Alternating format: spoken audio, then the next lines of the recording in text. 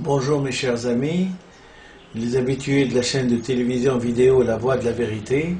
Nous sommes bien le dimanche 1er avril 2012 et nous allons émettre une vidéo à partir de Tunis, où il fait très beau, à partir de Tunis, une vidéo concernant la relecture du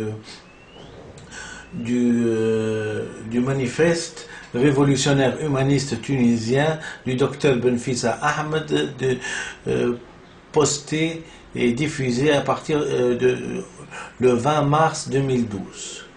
Comme je suis en train de constater que dans la société, et je suis toujours instruit par la télévision et par les médias, que ça se chamaille partout, hein, la droite et la gauche, c'est du centre au Parlement, hein, on discute, une fois c'est blanc, une fois c'est noir, une fois c'est bonnet blanc et bonnet noir, une fois c'est le milieu, et une fois c'est, on préconise non seulement l'immobilisme, mais l'attentisme, c'est-à-dire attendre et voir que le vent va se calmer, on va choisir la meilleure chose. Enfin, tout ce qui dénote d'une immaturité politique et de gens qui n'ont pas de connaissances pour diriger.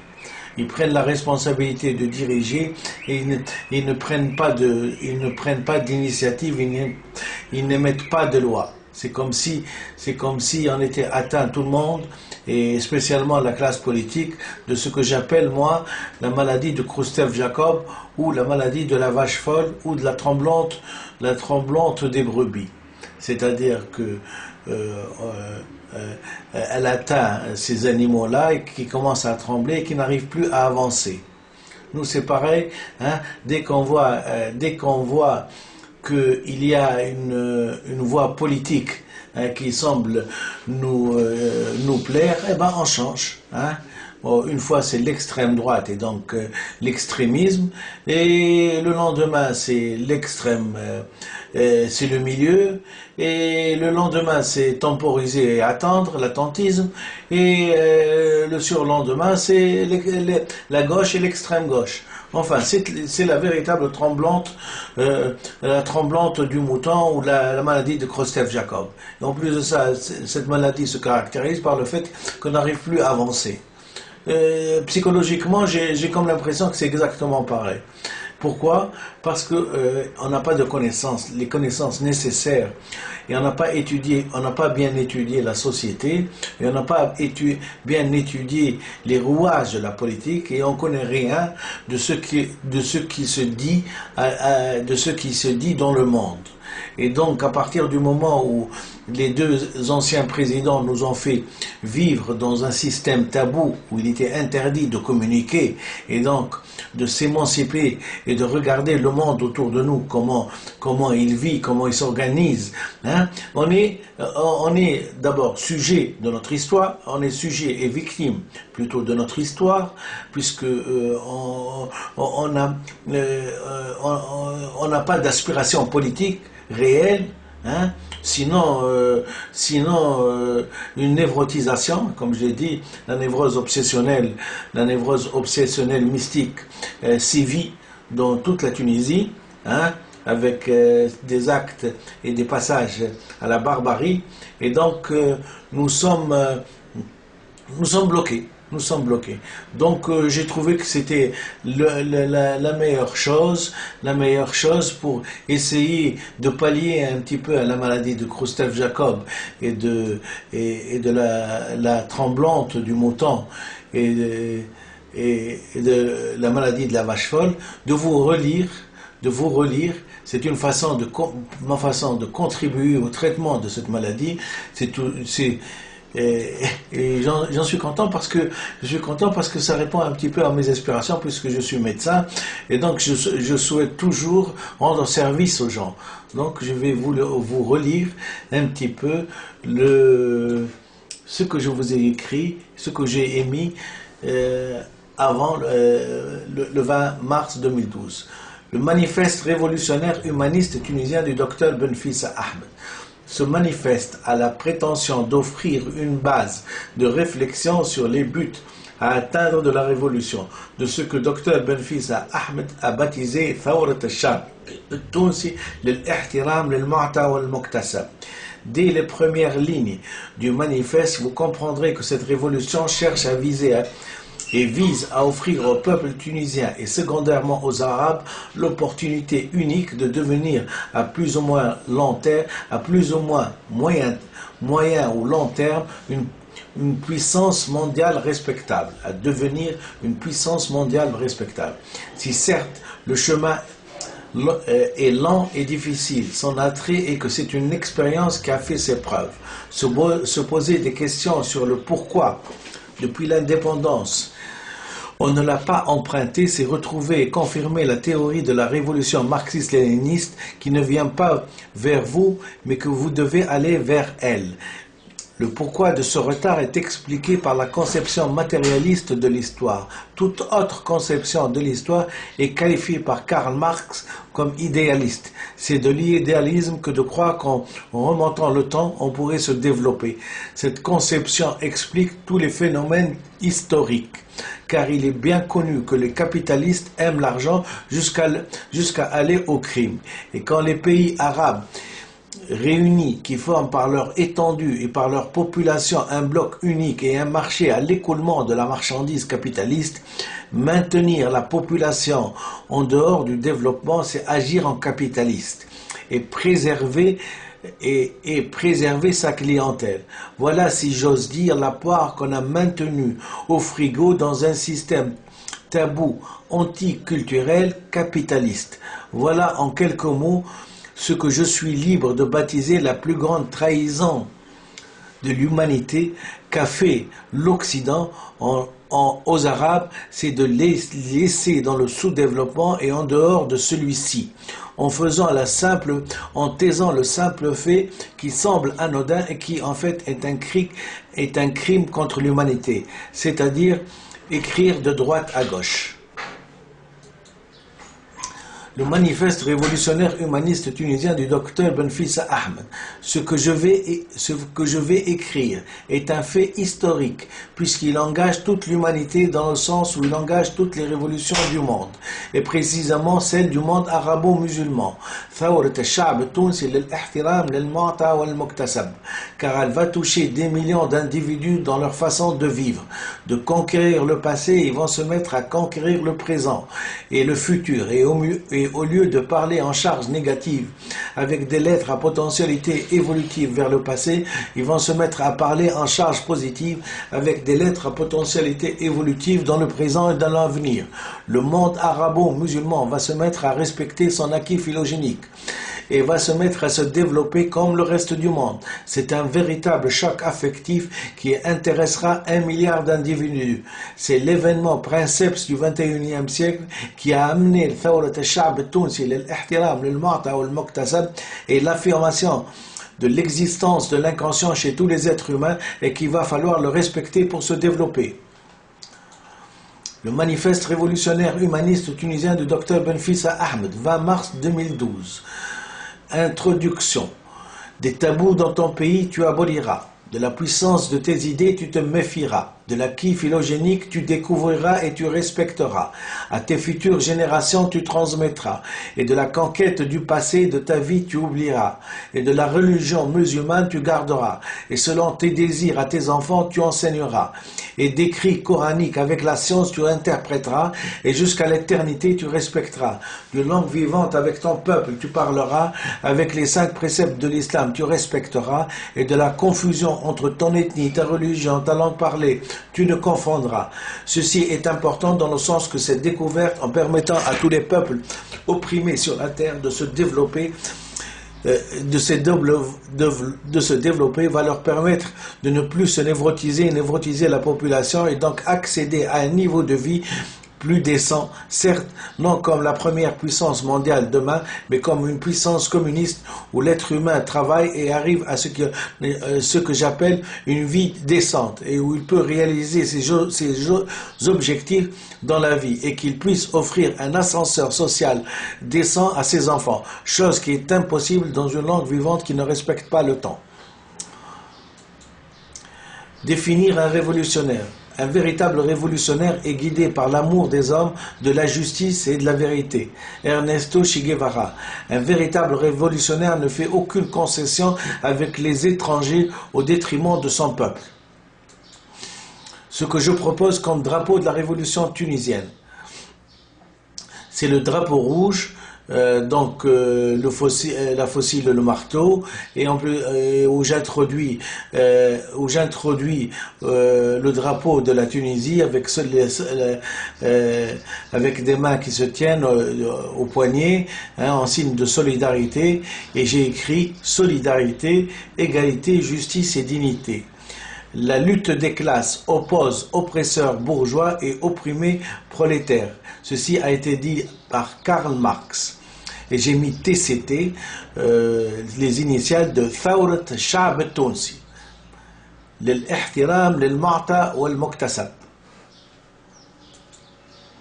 Rappel du signifiant symbolique du drapeau de l'URSS. La fossile et le marteau sont un symbole graphique utilisé pour représenter le communisme dans sa variante léniniste. Il dépeint le marteau du prolétariat ouvrier et la fossile des paysans.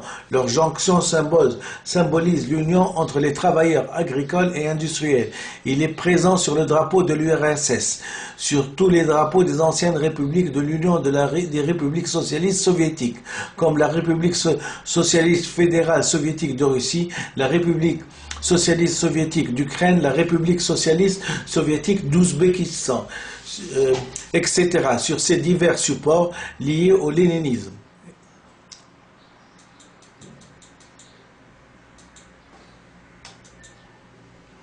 Citation révolutionnaire choisie par Dr Benfisa Ahmed. La révolution est un retour du factice au réel. Victor Hugo, 1802-1885.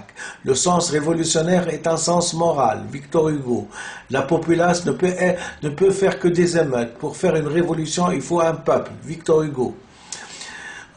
Deuxièmement, je déteste les victimes quand elles respectent leurs bourreaux. Jean-Paul Sartre, 1905-1980. Un homme est toujours au-delà de ce qu'il fait.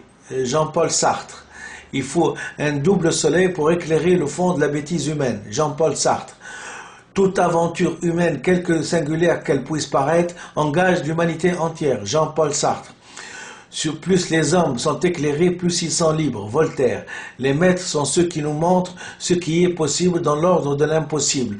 Paul Valéry. Dans chaque citation que je viens de dire, il existe des exemples très pertinents dans la Révolution française et le pourquoi de ce que le pourquoi elle a été faite, le pourquoi, le comment, le pourquoi et le comment, et elle appuie un petit peu les objectifs. Quand Jean-Paul Sartre dit « Je déteste les victimes quand elles respectent leurs bourreaux », Jean-Paul Sartre, c'est qu'il déteste les gens qui respectent la conquête du passé, qui respectent d'écrire de façon anachronique à leur temps. Je déteste les victimes. Donc je déteste certains types d'Arabes qui veulent se maintenir dans la conquête du passé. Jean-Paul Sartre leur répond: je déteste les victimes. C'est-à-dire, si tu es victime, il faut te révolter contre ton bourreau.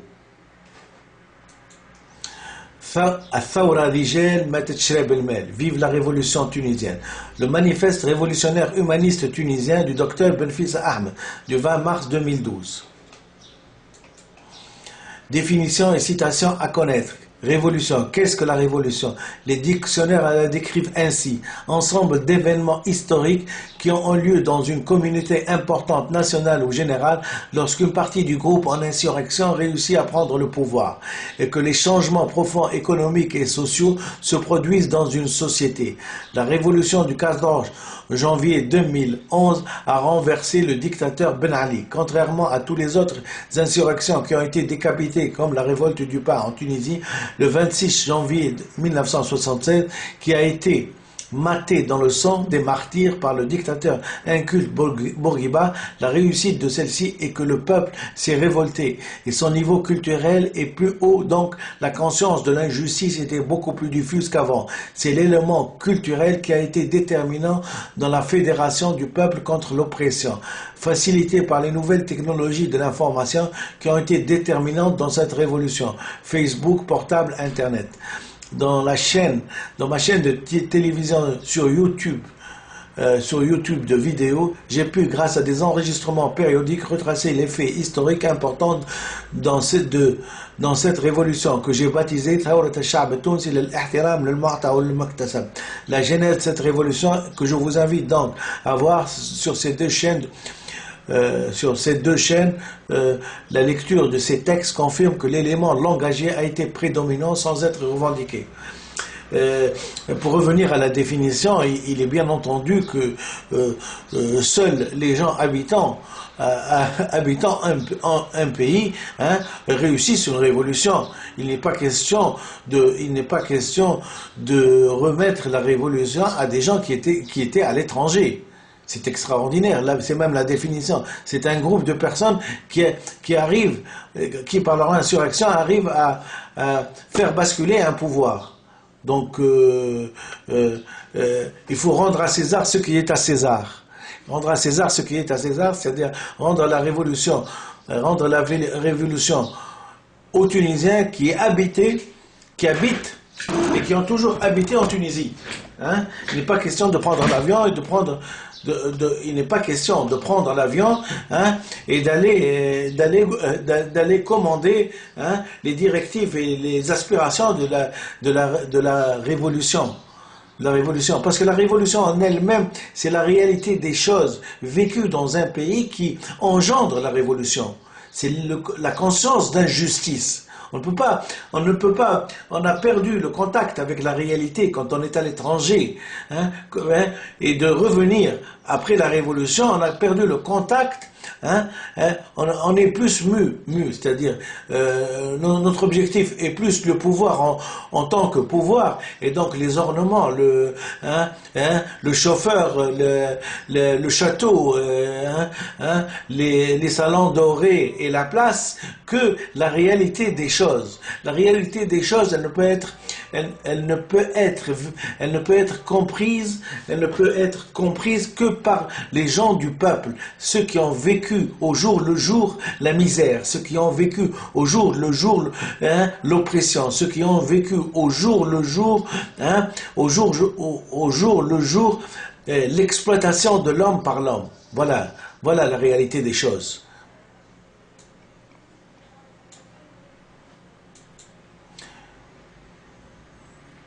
Donc la révolution visait en premier lieu un changement de langue, que le peuple ne l'a pas exprimé par le verbe mais par les actes, car la langue est un sujet tabou dans les pays arabes. Ce même tabou qui a pu permettre à certains incultes de se maintenir comme dictateurs pour névrotiser toute une population et la mettre au pas pendant 54 ans. Le désir non avoué de la population est donc aussi de disposer des mêmes atouts que les occidentaux pour se développer. Et donc la révolution n'est rien d'autre qu'un désir de s'auto-occidentaliser. Voilà en quelques mots la volonté du peuple pour acquérir sa liberté. D. Ahmed Menfis, Médecin du Monde, Blogspot. Toute révolution qui n'est pas accomplie dans les mœurs et dans les idées échoue. François-René de Chateaubriand, 1768-1848.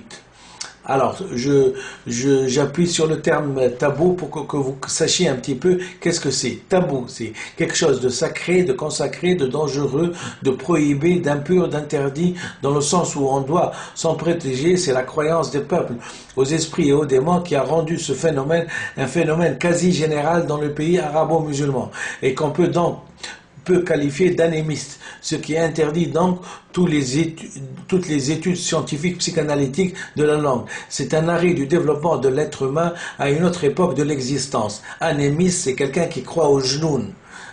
جن فما جن موجود جن كيف موجود الجن نقعدوا نكتبوا نحروا في الماضي. Voilà un petit peu la révolution, qu'est-ce qu'elle a amené. C'est le savoir. Voilà ce que je vous le dis. Pour les peuples primitifs, tabous, violés, se vengent tout seuls en vertu d'une nécessité interne. Le risque donc de faire appel à la science pour sauver et libérer des générations d'enfants pour qu'ils puissent parler une langue vivante et tributaire de notre vie.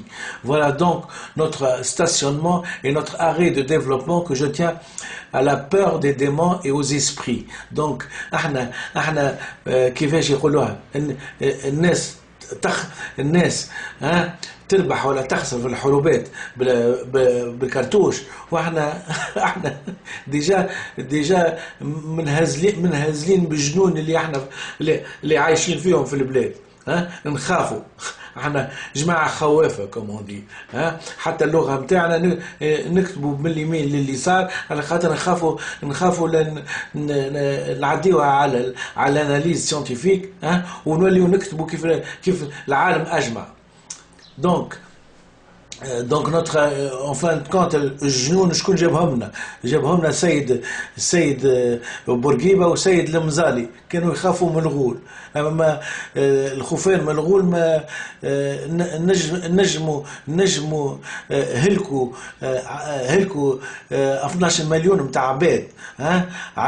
حطوا لهم لغه تطلع في الوقت وحاربوا وقتلوا ناس وهزوا الناس للحرب. تفهم فيها وكل وجنون وما نجموش يربحوا الجنون اللي في روسهم. مش يخليوا الناس تتكلم كما العالم اجمع. Le manifeste révolutionnaire humaniste tunisien du 20 mars 2012. Vive la révolution tunisienne. Vive la vraie indépendance. Vive ثورة الشعب التونسي للاحترام للمعطى والمكتسب. Vive les différentes interprétations du Coran. Vive la politique basée sur la science. Vive la création d'une nouvelle république populaire. Vive la création d'une république basée sur le savoir. À bas les sophistes, les hableurs, les menteurs, les révisionnistes, les extrémistes, les incapables à la vraie cause du peuple et à sa direction. À bas les séquelles du colonialisme, à bas l'immobilisme politique, à bas les traîtres à la vraie cause du peuple, à bas les opportunistes, les irresponsables et tous les corrompus des anciens régimes, à bas tous les héros dans leur pays et les criminels à l'échelle internationale, à bas tous les vats en guerre qui prétendent agir de façon altruiste loin de leur pays, à bas l'anarchie et vive l'ordre, à bas l'anarchie et tous les actes de terrorisme de quelque bord que ce soit, à bas l'esprit communautariste, à bas les haines intercommunautaristes, à bas les crimes basés sur les haines communautaristes, à bas le terrorisme persuasif à distance qui mobilise la haine et fédère le rejet du semblable. Cet autrui démuni matériellement, intellectuellement et militairement. Le terme de communautariste est un néologisme apparu dans les années 1980 en référence aux revendications de certaines minorités d'Amérique du Nord, indiens, noirs, québécois, français. Employé dans un sens plus péjoratif, le terme communautariste désigne une forme d'ethnocentrisme ou de sociocentrisme qui donne à la communauté ethnique, religieuse, culturelle, sociale, politique, mystique, sportive, une valeur plus importante qu'à l'individu, avec une tendance au repli sur soi. Ce repli identitaire, culturel ou communautaire s'accompagne d'une prétention à contrôler les opinions et les comportements des membres de la communauté, contrainte à une obligation d'appartenance. Voilà un petit peu comment les partis sont régis en Tunisie. C'est le communautarisme. C'est le communautarisme. Il est incompatible avec toute révolution. À bas la coopération perverse et hypocrite. Vive la coopération altruiste et humaniste. Vive le despotisme éclairé scientifiquement. À bas le despotisme hypocrite. Vive la démocratie populaire. À bas l'obscurantisme intellectuel. À bas la psychologie collective qui ne respecte pas la science de l'individu. Vive notre ethnie arabe et musulmane. Vive l'esprit de discernement révolutionnaire. Vive une langue reconnue par l'inconscient. À bas les sourires et les rires de circonstance. À bas les rires immotivés des déficients intellectuels et donc mentaux. Chacun sa conception de l'état du pays, s'il permet de rire ou non. Le despotisme est une forme. J'ai parlé de despotisme éclairé. Je n'ai pas parlé de despotisme je n'ai pas parlé de despotisme tout court. C'est-à-dire qu'il est tout à fait normal d'exercer une autorité sur une société à partir du moment où on veut la changer. Sans pour autant feindre à la liberté aussi. Vive le communisme. Voilà la réalité des choses. Vive la liberté collective. Vive la liberté individuelle qui ne nuit pas à l'autre. Il n'y a pas d'antagonisme entre liberté et communisme, comme il me semble entendre ça. À bas l'esprit de soumission néocolonialiste au capital. À bas l'obscurantisme religieux. Vive le respect de toutes les religions. À bas le melting pot de la réflexion. À bas l'irrationalité héritée. À bas la débilité réelle ou feinte. L'obscurantisme est une attitude d'opposition à la diffusion du savoir dans quelque domaine que ce soit. J'ai dit qu'il n'y avait pas d'opposition entre communisme et liberté dans le sens où, à partir du moment où on est dans un système et qu'on accepte le système communiste, à l'intérieur on est libre. On est libre. On est libre, mais il y a un système. C'est-à-dire notre liberté s'arrête là où la liberté des autres commence. Et donc à partir du moment où on va injecter un système où les droits sont bien, les droits sont bien dictés, qu'il y ait un consensus sur cette forme et ce système politique, après chacun jouit de sa liberté. On n'interdira jamais à quelqu'un d'aller au cinéma. Je ne sais pas si vous m'avez compris. Vive la future déclaration internationale que j'initie pour que l'OMS, organe de l'ONU, déclare que la névrose mystique est une maladie grave qui atteint le psychisme et qui se caractérise par des idées obsessionnelles à caractère religieux et qui est due essentiellement au non-respect de l'acquis phylogénique et que son traitement n'est pas la coercition mais un cadre hospitalier et que dans ce traitement, elle interdit toute pratique de la politique engageant une société. Le manifeste révolutionnaire humaniste tunisien du 20 mars 2012. J'entends par obsession, idée réfractaire à tout raisonnement où les thèmes sont uniquement centrés sur la religion et la foi, avec des références religieuses anachroniques à notre temps et qui surviennent après formatage éducationnel vicié de la part soit des parents, soit à l'école, soit dans d'autres milieux de culte, non encadrés, investis par des prêcheurs de tout genre et de toute religion qui... Oui, de toute religion. Vive la connaissance par la psychanalyse de ce phénomène et de sa gravité. Manifeste révolutionnaire tunisien du 20 mars 2012. Vive les mesures préventives à l'échelle internationale qui seront prises pour irradier et sauver les enfants de demain de la névrose mystique, tout en rappelant la composition de cette symptomatologie de la névrose et du délire mystique qui sous-entend une aliénation et une modification radicale des rapports de l'individu avec la réalité. Le délire est compris comme une conviction intime inébranlable de la personnalité dont les thèmes sont très variés, délire mystique avec ou sans mégalomanie, avec ou sans incurie, délire de mission divine, le tout transmis par un facteur identitaire et intégré dans une psychologie collective est un des facteurs de la violence qui existe dans le monde. Ce délire de haine de celui qui diffère de moi avec ses convictions religieuses, politiques ou parfois même sportives et pathologiques en soi et engendre souvent des passages à l'acte barbare. La diffusion des idées pathologiques se fait par contamination soit directe et diffuse de proche en proche à l'image d'un virus ou d'une bactérie. Manifeste révolutionnaire tunisien du 20 mars 2012 est pathologique en soi et engendre une civilisation à la dérive avec son habillement et son accoutrement adapté à la conquête du passé. Cette pathologie sort du cadre normal de l'évolution saine d'une personne et sort du cadre répressif de la mission équitable de la justice pour s'incruster dans le traitement soit sédatif hospitalier, soit étiologique, la cure psychanalytique.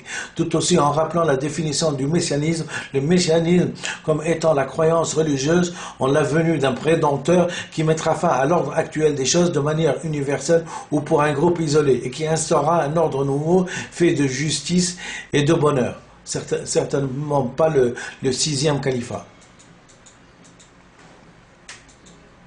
Vive la révolution humaniste tunisienne. Cette richesse symptomatologique qui court les rues est toujours la conséquence du non-respect du non-respect de l'acquis philogénique. Toutes les mesures punitives prises contre ce genre de personnes sont injustes, car la symptomatologie a été induite par des personnes incultes et ignorantes des paramètres internationaux du langage. Ce drame et cette tragédie due à l'ignorance a perduré 54 ans en Tunisie. Ceci légitime le terme de crime culturel contre l'humanité par un criminel hissé au rang de sauveur du peuple et maintenu par la corruption d'incultes grâce à une propagande mensongère basée sur la corruption. C'est ce que j'appelle traîtrise du point de vue culturel et scientifique à son propre pays, à ses propres enfants, à tous ceux qui ont conduit cette aberration langagère, qui ont dirigé et qui de fait ont composé avec elle pour le maintien du capital. Je leur dis, soyez plutôt maçons si c'est votre talent. Entre vivre et accepter de vivre, il y a toujours un fossé. Voilà. Vive la révolution humaniste tunisienne, vive la justice équitable et éclairée, à bas la torture, à bas le crime politique, à bas les procès falsifiés, à bas la corruption et la justice, vive son indépendance, à bas les bourreaux, vive les victimes, à bas la justice qui ordonne les mutilations des êtres au nom de la justice, vive la poursuite internationale par le CPI de ce type de justice et sur toutes ces commanditaires barbares, ces faux illuminés, à bas le sectarisme, à bas le dogmatisme mal digéré, vive l'honnêteté entre nous, vive l'honnêteté envers nos enfants, à bas les profiteurs, les corrompus et les voleurs, les incultes et les hableurs, à bas les désymbolisés pour accéder à un pouvoir pour lequel ils sont incompétents. Un dogme est une opinion, paraître, penser, croire, est une affirmation considérée comme fondamentale, incontestable et intangible par une autorité politique, philosophique ou religieuse qui emploiera dans certains cas la force pour l'imposer. Le premier article de notre le premier article, le premier article de notre Constitution est basé sur un dogme. Manifeste révolutionnaire tunisien Dr Benfissa Ahmed, à bas les nominations administratives recommandées et imméritées de cousinage ou de copinage, à bas l'assistanat, vive l'autonomie, à bas la mendicité d'État, vive le symbole révolutionnaire de la fierté, de la dignité, de la justice et de la liberté, à bas les retournements de veste politiques qui cachent toujours un profit matériel personnel, vive l'honnêteté matérielle, intellectuelle et politique, vive les convictions éclairées, à bas les propagandes bourguibistes, benalistes et toutes les propagandes qui ont maintenu les illettrés dictateurs au pouvoir, qui ont fait du mal à leur pays. Vive la révolution humaniste tunisienne, à bas le régionalisme de tous bords. Les régions qui enfantent des grands hommes politiques cachent toujours un système tribal politique. Vive la démocratie réelle et non factice et non virtuelle, à bas toutes les propagandes pour tout dictateur passé ou à venir. Vive la liberté d'expression authentique entre toutes les catégories du peuple, à bas l'oppression qui cache l'ignorance. Vive la connaissance, vive la sagesse du peuple, vive son instinct rationnel, à bas le manque de courage, à bas la malhonnêteté envers son peuple, à bas la jalousie intellectuelle qui cache l'incompétence, à bas les impérialistes et leurs valets, à bas les crapauds de ces valets qui se reconnaîtront sans que je les nomme. À bas le matérialisme, à bas le capitalisme intellectuel, à bas l'égoïsme, à bas la xénophobie et tout ce qui véhicule en parole, en acte, en écrit et même par allusion le rejet de l'autre. C'est le rejet de soi. Vive la culture saine pour tout le monde. Vive le partage équitable de toutes les richesses. Vive l'accession à l'ascenseur social pour tout le monde. La xénophobie, c'est la haine envers les étrangers.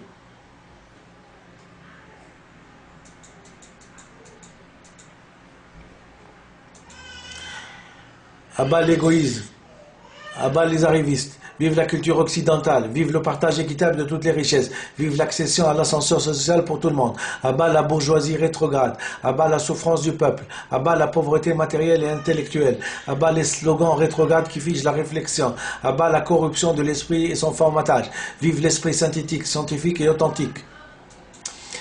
Vive la révolution humaniste tunisienne, vive le peuple, vive les paysans, vive les ouvriers et les pauvres gens et les démunis de toutes les régions. À bas tous ceux qui exploitent la force du travail du peuple. À bas les domestiques et les assujettis au capital. Vive la fierté, la dignité, l'amour de soi. À bas l'esclavagisme, le féodalisme et l'impérialisme.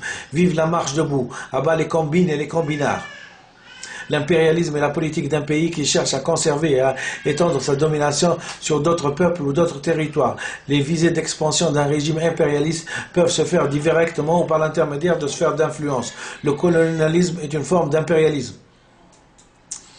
Vive la révolution humaniste tunisienne, vive la révolution qui agit pour le bonheur de son peuple. À bas l'hypocrisie sociale, à bas le mensonge, à bas tous les capitaux qui poussent à ce mensonge, à bas les alliances malsaines pour le pouvoir, à bas les fausses alliances hypocrites du type loup et agneau pour le pouvoir au détriment du peuple, à bas la bureaucratie capitaliste qui pervertit le développement.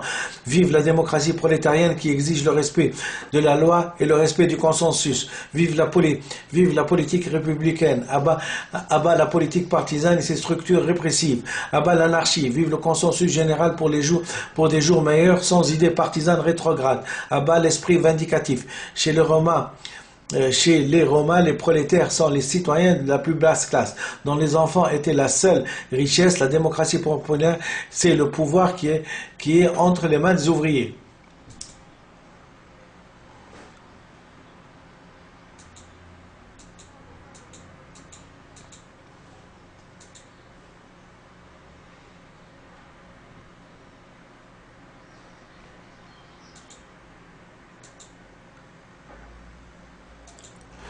Vive l'analyse rétrospective, juste et scientifique de notre histoire. Vive le procès posthume qui déclasse scientifiquement les héros et les place. Qui les déclasse les héros de leur place et n'hésiteront pas à leur donner leur juste qualification. Vive une réforme agraire juste et équitable. Vive la nationalisation de tous les organes de production. Vive la fondation d'un parti communiste marxiste-léniniste en Tunisie d'inspiration maoïste. Vive le programme maximum de Mao. Vive le socialisme progressif et concerté. À bas la plus-value des capitalistes. Vive l'apprentissage à l'école du petit livre de Mao. À bas toutes les chasses aux sorcières. Vive les réformes qui aboutissent à changer et à faire progresser le pays, à bas les politiques qui usent de la langue de bois pour se maintenir en place. À bas les partis pris mal fondés. Vive le respect de l'homme, vive le respect de l'étranger, vive le discernement entre la politique d'un pays et le citoyen d'un pays. À bas toutes les projections uniformistes qui visent à discréditer un pays, une ethnie, une race, un continent, les Africains, les Noirs, les Arabes. Vive l'opposition et l'application de nouvelles technologies de la communication au contrôle de votre portable. À bas tous les hommes politiques qui héritent dans le silence les positions haineuses et xénophobes de leurs prédécesseurs. Une ethnie est un ensemble de personnes qui partagent la même culture, la même langue, la même tradition, les mêmes coutumes qui se transmettent de génération en génération. Le concept ethnique est apparu dans les années 1930. Il se distingue de celui de race qui concerne les caractères biologiques et morphologiques liés à des ancêtres communs et non à la culture. À bas tous les hommes politiques qui partagent des thèses colonialistes et des thèses esclavagistes et des thèses racistes et fascistes. À bas la haine, vive l'amour entre les hommes, vive la compréhension que le développement d'un pays intègre la notion de temps et l'existence d'un pays et son développement ne se construit pas à pas. Et le début de la construction d'un pays exclut toute politique libérale qui va instaurer et instituer des classes sociales et donc va instituer l'inégalité, le chômage et donc la misère, ce qui favorise l'éclosion des révolutions. Albert Camus disait: un esclave qui se révolte est un esclave qui dit non, car chacun en nous a une notion de justice très marquée et chacun en nous, s'agissant de son existence et de la façon qu'il la vit, ne pardonne rien. Voilà le réflexe mobilisateur des révoltes, des insurrections et des révolutions. Tant que l'égalité entre les hommes n'est pas réelle, ils se révolteront. Au sens strict, le fascisme est le régime né de la crise qui a suivi la Première Guerre mondiale, mis en place par Benito Mussolini en Italie, 1922-1947. Celui-ci est fondé sur la dictature du parti unique, sur un pouvoir autoritaire, nationaliste et anticommuniste. Vive l'apprentissage à nos enfants de l'amour authentique de la patrie. À bas les fourbes de la politique. Vive la célébrité mentale introduite à l'école. À bas toutes les classes, toutes les chasses aux sorcières pour des idées politiques. À bas la coopération saine avec les pays. Vive la coopération saine avec les pays communistes car a un caractère humaniste. À bas les partis pris mal fondés. Vive le respect des lieux de culte humanistes. Les humanistes de la Renaissance sont des érudits qui ont soif de savoir. Ils affirment leur foi dans l'être humain qu'ils mettent au centre de leurs préoccupations et dont ils cherchent l'épanouissement. L'humanisme propose de nouvelles valeurs fondées sur la raison et le bien et le libre arbitre.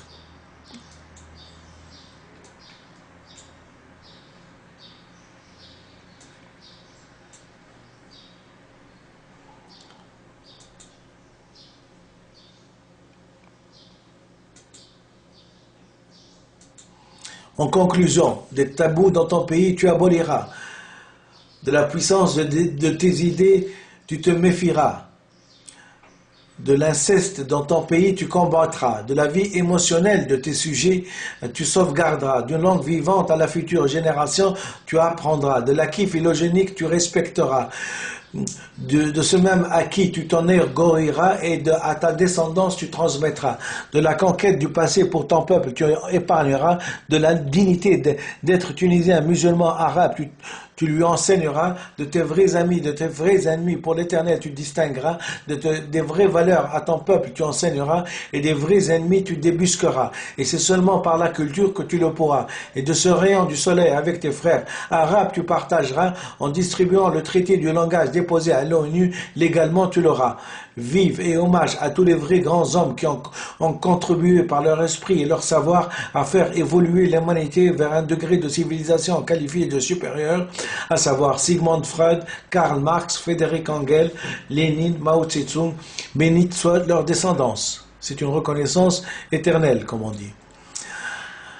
Le manifeste révolutionnaire humaniste tunisien du Dr Benfissa Ahmed, 20 mars 2012. Abat tous ceux qui auraient pu contribuer à un monde meilleur et qui, par leur silence hypocrite et complice, ont contribué à criminaliser l'humanité et à en rire de celle-ci. Quelle malgue était si triste et si profonde que lorsqu'on en vient à rire, on devrait en pleurer. Ceci, bien sûr, pour tous les gens qui ont favorisé cet état de choses, l'état de choses dans lequel la civilisation arabo-musulmane est. Notez bien, ce manifeste ne vise aucune personnalité vivante de n'importe quel pays ou parti politique, ne vise aucune personnalité en exercice, ne vise aucune haute personnalité politique, ni président, ni roi, ni général, ni ministre, ni éminent érudit, a seulement comme prétention d'aider un peuple en voie de déperdition, de lui indiquer un chemin pour que le sang des martyrs de sa révolution serve à la Tunisie de demain et ne serve pas à des futurs dictateurs toujours candidats à la place. Dr Benfissa Ahmed. Il n'y a que deux grands courants dans l'histoire de l'humanité, la bassesse qui fait des conservateurs et l'envie qui fait des révolutionnaires. Edmonds et Jules de Concours, 1822, 1896, 1830, 1890. Vive la révolution humaniste tunisienne du 20 mars 2012. En effet, il n'est pas un de nos actes qui, en créant l'homme que nous voulons être, ne crée en même temps une image de l'homme que nous estimons qu'il doit être. L'existentialisme est un humanisme, 1945, citation de Jean-Paul Sartre, référence Jean-Paul Sartre, choisi par Dr Benfissa pour les futures générations arabo-musulmanes. Je vous remercie infiniment. Je vous remercie infiniment. Je vous remercie infiniment et je vous remercie infiniment et j'espère que en lisant assez rapidement ce manifeste, vous avez pu quand même, comment dirais-je, vous imprégner de ce que j'ai dit, et je souhaiterais bien sûr que une application légale par l'ONU soit imposée aux États qui ont réussi leur révolution. On ne peut pas faire des révolutions à n'en plus finir, et ça se répète, et ça recommence, et on tue des gens sur le trottoir, et on veut le pouvoir, et on veut s'asseoir dans les salons pour absolument rien. Ou on fait une révolution et on fait des réformes, et c'est pour la vie, ou on ne fait pas de révolution, on reste comment dirais-je, des illettrés, des opprimés, et des gens qui n'ont rien changé. Je vous remercie infiniment et bonne journée. Par un dimanche aussi agréable que celui-ci, j'ai pu donc donner le traitement, vous m'excuserez le terme, à ce que j'appelle la maladie de la vache folle ou la maladie de Khrouchtchev-Jacob, politique, c'est-à-dire à droite et à gauche, et la tremblante, etc. Je vous remercie et bonne journée à vous.